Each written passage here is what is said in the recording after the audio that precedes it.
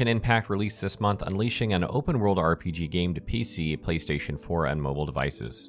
The massive world has a lot to offer adventurers, but there are quite a few systems and mechanics to familiarize yourself with, which can be a little overwhelming. In this Genshin Impact Getting Started guide, we'll give you everything you should know to get off on the right foot. One of the big questions you might have is which platform to play on. In my honest opinion, if you're looking for a fairly painless experience, PC seems to offer the best performance plus better graphics. Another bonus for choosing PC is that you can use the same account to log into mobile on iOS or Android. PS4 has a separate server, so you can't use the same account, but you can co-op after unlocking Adventure Rank 16 with other platforms as long as you're on the same region.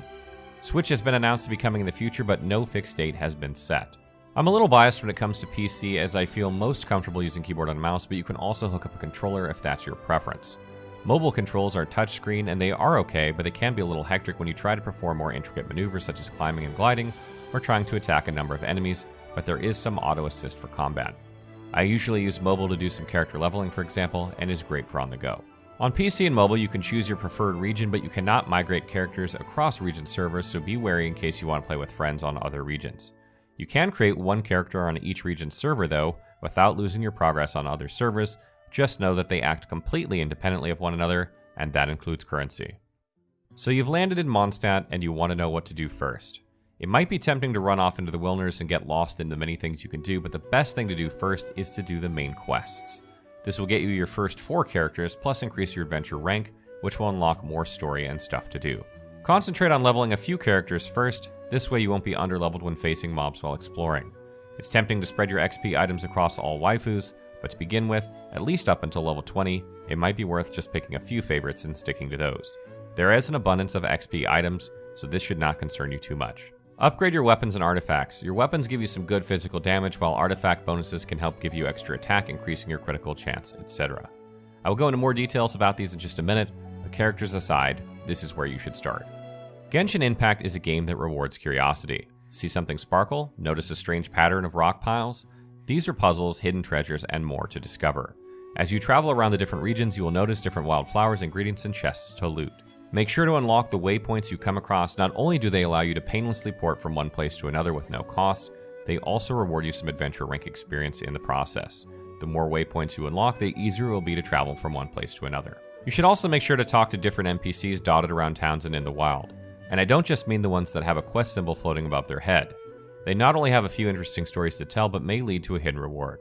They have a few conversation options to choose from, so investigate them all, and more often than not, you'll get something for your troubles. One thing you'll notice is that you will use stamina for a number of things, not just combat. You'll use stamina in order to run, climb, swim, and even glide. It's an important resource, and it's a good idea to spend time increasing your max stamina. You can do this by visiting the statues and worshipping them. You'll need, however, Animoculus or elemental versions that can be found while exploring the world. They also grant a number of rewards such as Primo Gems or Adventure Rank XP, so it's worth doing. Adventure Rank, AR, acts as your account level, and you can earn Adventure Rank experience by doing the main quest line, the Archon Quest, Story Quest, and even World Quests.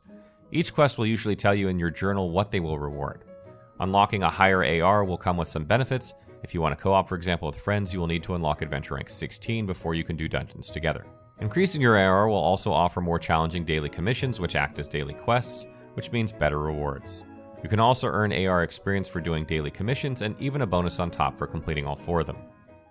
It's a good idea to do the main quest line when you start Genshin Impact, as you'll gain a few base characters that actually have some great abilities. You'll gain, of course, your main character, Amber, Pyro, Kea, Frost, and Lisa Electro from the main quest. You can also unlock more characters through the wish system. While Genshin Impact is a free-to-play game, if you're wanting to unlock more characters, you will need a currency called Primo Gems, and these can be earned in a number of ways in-game. This can be from exploring, completing achievements, doing questing, daily rewards, and so on. You can also use them to purchase 2 types of wish currency, Acquaint Fate and Intertwined Fate. Both will require 160 Primo Gems, and each will grant 1 wish. In the wish system, there are a number of banner promotions which detail the characters, weapons, and items you could gain from wishing, and some of these are rotated periodically. There is a higher probability to gain less rare characters and items, so it may take you some wishes before you get the ones you want. Another way to gain Primo Gems is to use real money to purchase a monthly pass or Genesis crystals with a 1-to-1 conversion rate. To say the least, there are a number of different currencies which can be a little confusing at first. There is even Mora, which is an in-game money used to purchase items from ordinary merchants that sell food ingredients. You can use the Starlight Exchange to use Masterless Fate currency earned from wishes to purchase characters available in the shop as well as other things. There will also be limited time events that you can take part in to gain a character. For example, right now you can unlock Zhongling by doing the Abyssal event, but there is a requisite of AR20 in order to attempt it. However, this means you can still gain some new characters for free with a little grind. You will also need to level your characters individually, and this is done by accessing your chosen character from the character menu and leveling the menu by using items such as Wanderer's Advice. You gain such items from opening chests and completing quests. You can also gain these from increasing your AR and get the rewards from the Adventure Guild. Once your character level reaches 20, you will need to ascend it in order to unlock more levels, which in turn increases your base stats, including Elemental Mastery, and unlocks new talents.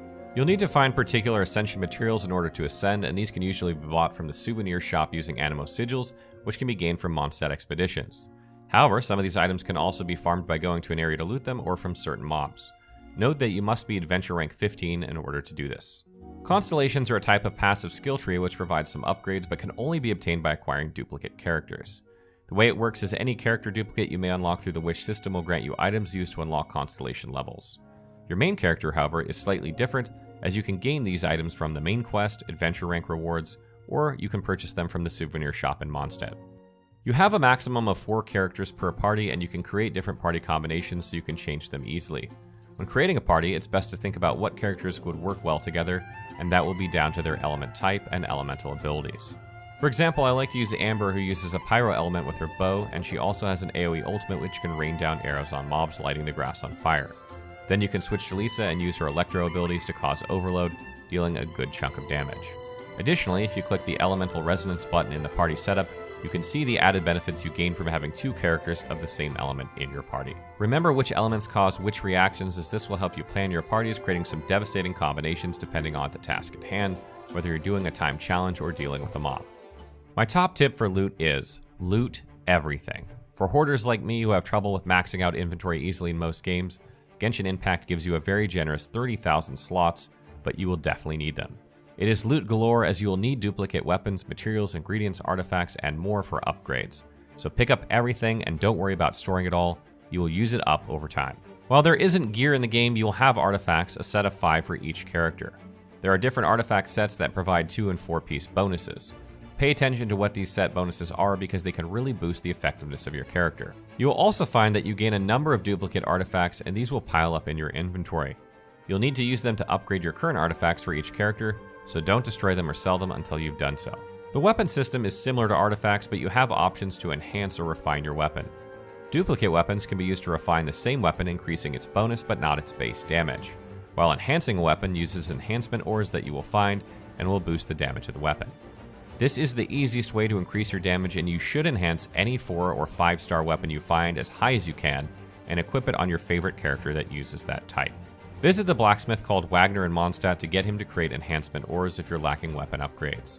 He will need iron chunks or white iron chunks, higher upgrade potency for fine enchantment ore, which can be mined outside the world by crushing rocks. Use a character with a 2-handed weapon or use a Geo Element character's ability, as these are more efficient at breaking rocks, saving you time. As you explore the world, you will come across cooking ingredients, and these come from looting barrels, breaking boxes, exploring food stands out in the world, and picking fruits from trees. Pretty much anywhere you will run into ingredients, and it's worth picking these up. Certain ingredients may be hard to come by or only available from purchasing them from a store, so you'll need more to purchase them, and you may be limited to how many you can purchase in a day. Recipes can also be purchased from merchants, but you may need a certain amount of AR to do so pay attention to what the requirements are. You'll find cooking spots throughout the world, in town, or even outside. These may need you to light them before you can cook by using a character with a pyro ability such as Amber.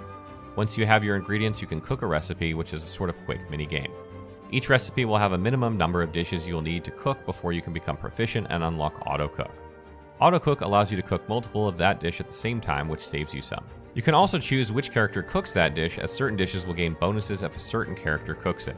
These can be extra portions made or increased health granted.